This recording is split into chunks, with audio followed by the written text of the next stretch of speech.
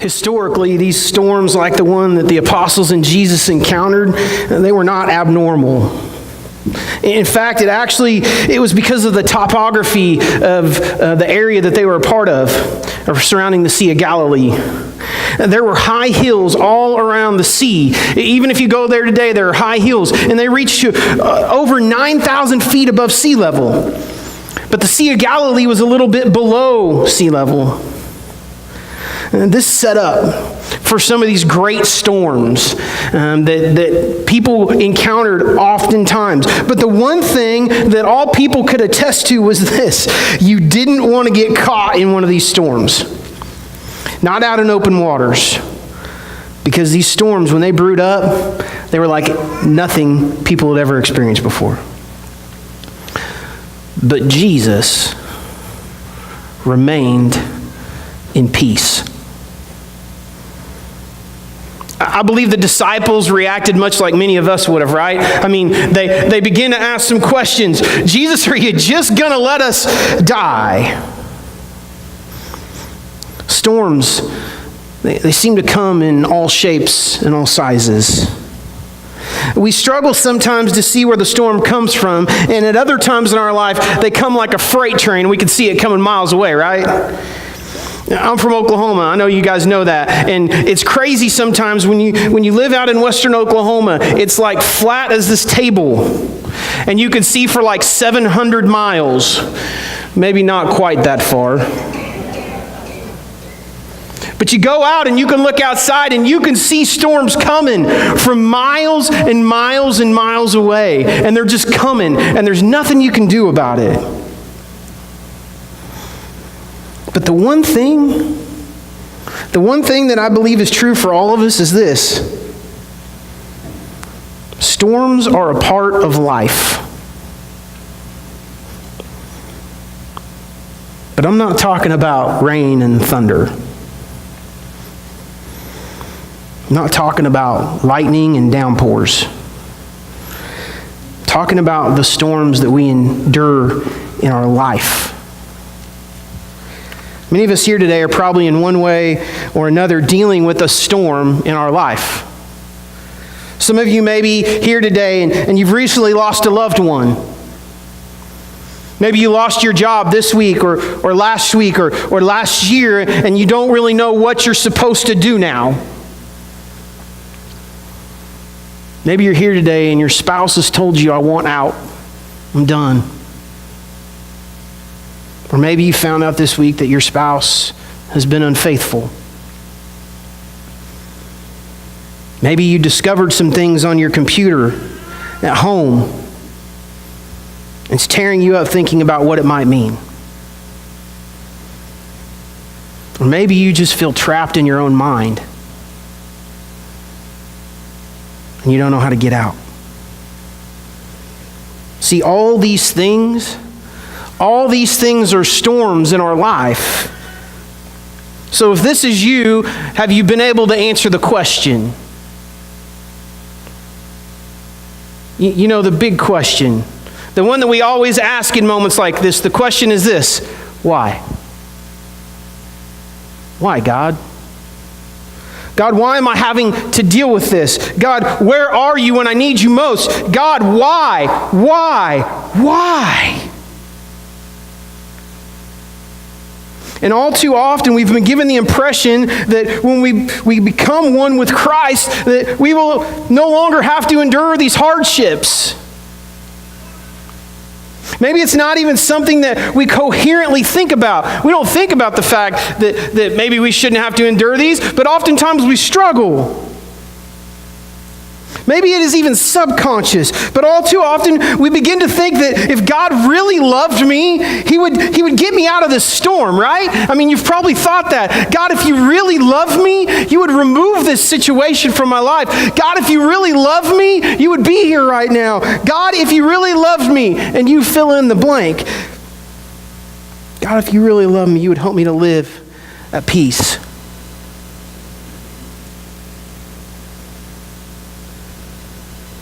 But here's the problem.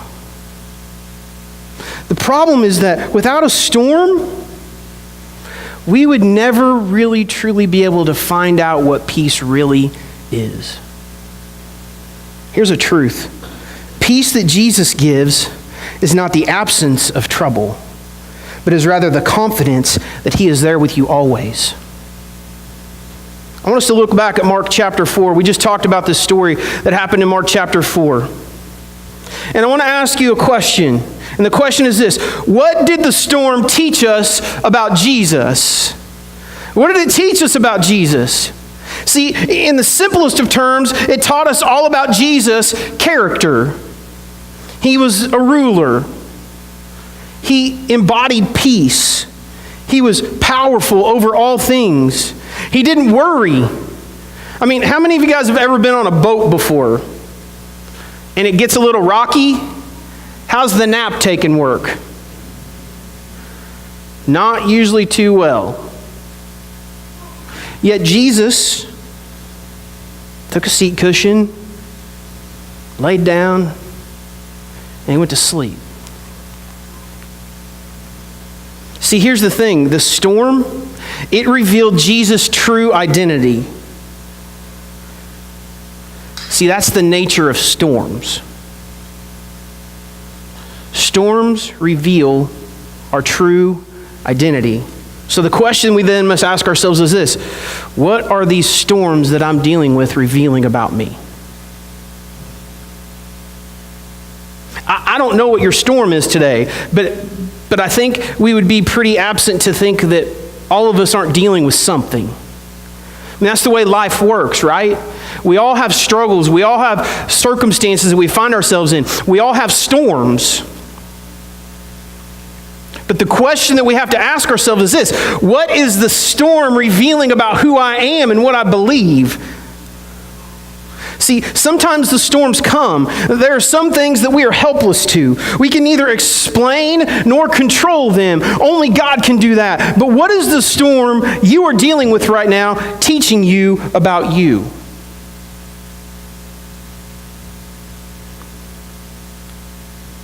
What is God trying to reveal to you?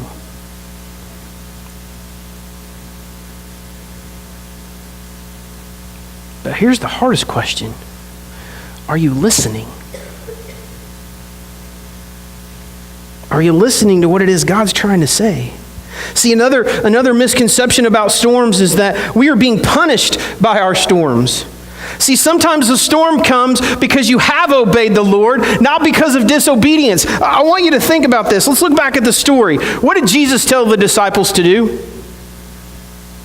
What did he tell them to do? This is not hard. Get in the boat and go across the sea. Isn't that what he told them to do? Now, let me ask a question. Had they chosen not to do that, would they ended up in the middle of a storm? This is where you can answer back. No, right? Had they not pushed out into the sea, had they not gotten in the boat and obeyed Jesus, they never would have found themselves in the middle of a storm, right? See, I think that we need to start thinking about our storms differently than we do right now. I don't believe that all storms are bad. I believe that all storms are an opportunity for us to be obedient to Jesus in some way. So, in other words, all storms can be used for good. But too often, we try to tell ourselves that, oh, God doesn't love me because I'm in the midst of a storm. That's just simply not true. The storm came because of their obedience. They were doing what God asked of them. But maybe God needs you to endure the storm so that he can teach you something new. You ever thought about it that way?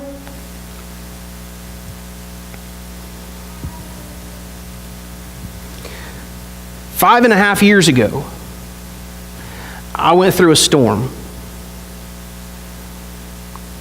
5.5 years ago, we went through a struggle at a church, and we ended up leaving. And for a year, I waited for God. I waited for God to give me an answer. I was angry.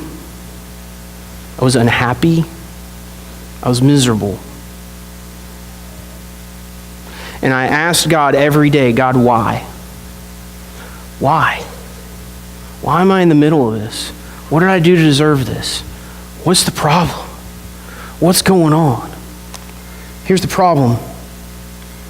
The problem was I was looking at the storm wrong. See, what Jesus wanted to do in the midst of that storm is he wanted to teach me some things. God wanted to teach me that he loves me. Sounds simple, right? See, in the midst of that storm, God wanted me to know that he loves me. Another lesson that he taught me in the middle of that storm is that your identity is not about what you do. Your identity is about who you belong to. And the last thing that God wanted to teach me in the middle of that storm was that he will always provide. He will always take care of us. And the truth is, I'm sure I'm not the only one who has this kind of story. I'm sure if we were to go around the room, we all have a story of some point when we were enduring a storm and we didn't know why God was doing what he was doing. But if we were to look back today, we would say, God, thank you for the storm. See, it was in the storm that I learned very valuable lessons. See, we must realize that peace is found when we truly trust God's will and God's plan over our own. And the truth is isn't that what faith is all about? I mean, it is learning to trust even when we can't see what's going on. True peace can be experienced when we realize that not having all the answers and not knowing how it will all work out is part of the adventure that God has us on. So just for a second, ladies, I want to ask you a question this morning. How many of you guys would love it if your husband would plan a date night for you? Just raise your hand. Or your significant other, your boyfriend. How many of you would just love it if you didn't have to know what was going to happen and they just said, get in the car, let's go? Would you love it? Men, how many of you guys would love it if your wife would do the same thing? Instead of you get in the car, what do you want for dinner? I don't care. By the way, I'm opening a new restaurant. It's going to be called the I Don't Care Bar and Grill. So whenever your wife says, I don't care, come on over. So, just kidding. See, here's the problem. The problem is we don't realize that God is an adventurer at heart. God wants to take us on a journey, but he doesn't want this journey to be all terrible. God wants to take us on an adventure so that we can begin to learn who he really made us to be. God has an adventurous spirit, and he wants to do that with us. Maybe we need to start learning to trust him more and step out in faith more and go where it is that God's calling us to go. And maybe we're going to learn some things we never thought we would ever learn. See, our ability to understand and grasp peace is really wrapped up in the desire for relationship with someone. See, Jesus doesn't want to work absent of relationship with us, but in the midst of relationship with him. Too often we want to think that God is just kind of up there in the sky and he's kind of just moving the chess pieces around. The truth is this, Jesus wants to have a relationship with us. He wants to work in the midst of our relationship. He wants to speak truth to our hearts. But we have to be willing to be in relationship with him and listen to what he says. Jesus wants to talk with you, especially in times of chaos and confusion in your life. The truth is that Jesus wants you to trust him now. Not when this storm is past, not when the next one's over. Jesus wants you to trust him now. Warren Wiersbe says this, Jesus can be trusted in the storms of life. You see, the problem is we are so averse to struggles that we always try to find the easy way to do things, right? I mean, isn't that what we do? We always want to find the easy way. Does anybody in here own a microwave? Just raise your hand. Anybody in here driven through a drive-through restaurant in the past week or 4 hours? How are you? So, anybody in here struggle with losing weight? Just I'm going to raise both hands. Okay. See, here's the thing, okay? Boy, that felt like exercise almost. I better stop doing that. Phew. See, have you ever tried to get in shape? When someone says you need to get in shape, you know what I tell them? Round is a shape. I'm there. But see, what we try to do is we try to lose weight. We try to get in shape. And the best way to get defined in your physique is to use weights, correct? Here's the problem. I got online this week and I started to kind of look around to see what's going on. Have you guys seen these things they sell now that are basically shock collars for your belly? I mean, if you were to put it around your neck, it would be bad, right? If you were to put it on your kids, they might take your kids away from you. But they want you to strap this belt around your belly and push a button and sit and shock yourself so you can get defined abs. You know what that's called? That's called lazy. Because we're not wanting to work to get the effect that we're going for. This is what we've done as a society. We no longer want the struggle, we just want the result. And the problem is this. It is in the training and the trials that we learn the most about ourselves, but also the most about God. It is in our struggles that we learn the most. And we want to skip that because it's hard. See, God has a purpose in leading you into the storm. He has power to preserve you through the storm, and He has a plan to eventually lead you out of the storm. Listen to this. God does not promise an easy trip, but He does guarantee a promised arrival. And it is in these moments that we can learn to have peace that surpasses all human understanding. Have you ever met someone that is just like peace? Like you just meet them and they're just like totally chill about everything that's going on in their life. They're just like, my car broke down, I blew 2 tires. My air conditioner quit working. I don't have a refrigerator. It'll all work out. You ever met someone like that? I sometimes think those people might be in denial. But I believe that there's people like that they've begun to understand what peace is about. They've begun to live out Colossians 3:15, which says this, and let the peace of Christ rule in your hearts, to which indeed you were called in one body, and be thankful. See, they know that God is doing something and they're just happy to get to be a part of it. Have you ever thought about life that way? Have you ever thought about the fact that maybe God is just wanting to take you on an adventure and you should feel privileged that you get to be a part of it?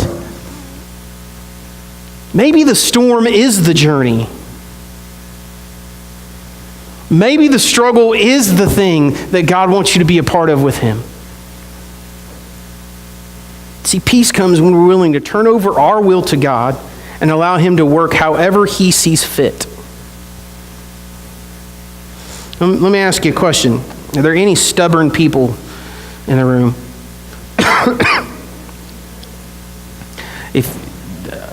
I'm waiting for the rest of you to be honest about. We're all stubborn about things, some things, right? I mean, everybody's stubborn about some things. Some people are stubborn about whether or not the toilet paper goes over or under, right? It goes over! That's what the patent says, right? I mean, literally, I've heard people fight about which way the toilet paper goes, okay? Some of you fight about how much milk is considered to be enough milk to put the gallon back in the fridge. So if you can shake it around and it still leaves a glaze, you're good, right? See, here's the thing. I think sometimes we get so stubborn that we miss what's really going on. David wrote about this in Psalm 4:8, and he says, in peace I will lie down and sleep, for you alone, O Lord, make me dwell in safety. I think sometimes we get so stubborn that we don't allow God to give us the peace that we need. You ever dealt with something in your life and you really feel like God is telling you, just trust me, I got it. But then you say something like this, but God, this is a really big deal. And He just says, I got it. I got it. And you're like, but God, I don't think you understand. And he's like, just trust me. I got it. And then you start to do things like this, but God, I don't think you get it. This is a big deal. See, I think most times, we allow our stubbornness to outweigh our faith. I think God tries to teach us that we should trust him. See, David trusted that God would do what was best, and so he was able to rest. Anybody in here struggle to sleep sometimes? Somebody over here did this, and I'm like, yeah, I know better. See, we can learn to have peace and exercise it when we believe that no matter the circumstance, God is using it to his glory. See, I think sometimes we struggle because we forget that we're not here to fulfill Derek's glory or your glory. We're here to fulfill God's glory. And it's when we start to grasp this idea that God wants to bring us peace no matter what's going on, that we really can begin to live in faith. Leroy Lawson says this: if you believe in God's power over life and death, if you believe in He is sovereign in the universe, if you hold Him to be stronger than nature, and if you believe that God cares for you, you should be able to sleep in a crisis. So how are you sleeping?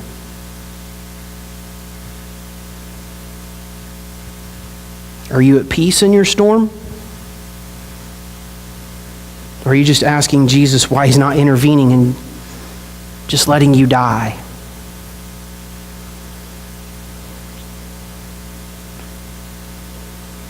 Maybe Jesus isn't saying, peace, be still to your storm. Maybe He's actually telling you to have peace and be still in spite of the storm. See, here's the thing. In order to truly find our peace, we must learn to trust God, even in the midst of the storm. It's the bottom line today, guys. To truly find our peace, we must learn to trust God, even in the midst of the storm. And the truth is, this will take work, and yes, that one word we don't like, exercise. But it will bring you joy and relief in the end. See, Jesus wants us to have peace. John 14 says this: peace I leave with you, my peace I give you. Not as the world gives, do I give to you. Let your hearts not be troubled, neither let them be afraid. See, Jesus came to bring us peace in the midst of all of life's storms. But the question is this: have you trusted Jesus with your storm? Or are you still trying to do it on your own? Years ago, a farmer owned land along the Atlantic seacoast, and he constantly advertised that he needed to hire hands to come work for him. Most people were reluctant to work on farms along the Atlantic, and they dreaded the awful storms that raged across there. They wreaked havoc on buildings and crops. As the farmer interviewed applicants for the job, he received a steady stream of refusals. Finally, a short, thin man, well past middle age, approached the farmer. "Are you a good farmhand?" the farmer asked. "Well, I can sleep when the wind blows," answered the little man. He was puzzled by this answer, but the farmer, desperate for help, hired him anyway. This little man, he worked hard around the farm, busy from dawn to dusk, and the farmer felt satisfied with the man's work. But then it happened one night. The wind howled loudly in from offshore. And so jumping out of bed, the farmer grabbed a lantern and he rushed next door to the hired hand's sleeping quarters. And he shook the little man and he yelled, "Get up! The storm is coming! Tie things down before they blow away!" And this little man rolled over in bed and firmly said, "No, sir, I told you, I can sleep when the wind blows." The farmer became enraged by his response, and so he was tempted to fire him on the spot, but instead he hurried outside to prepare for the storm. To his amazement, he discovered that all the haystacks had been covered with tarps. The cows were in the barn, the chickens were in the coop. shutters were tightly secured and everything was tied down. Nothing could blow away. And then the farmer then understood what his hired hand meant. So he returned to his bed to also sleep while the wind blew. Here's the question. Can you sleep when the wind blows through your life? See, we as believers, we secure ourselves against the storms of life by trusting Jesus to be true to His Word. We don't need to understand, we just need to hold His hand to have peace in the midst of the storm. So what do you need Jesus to do for you today? And what is it that you're dealing with? I mean, do you need Jesus to stand up on the edge of the boat and stare out over the storm and say, "Peace, be still"? Or you need Jesus to come sit down next to you in the chair, hold your hand in the midst of the storm, and whisper in your ear, "Peace, be still. I'm here."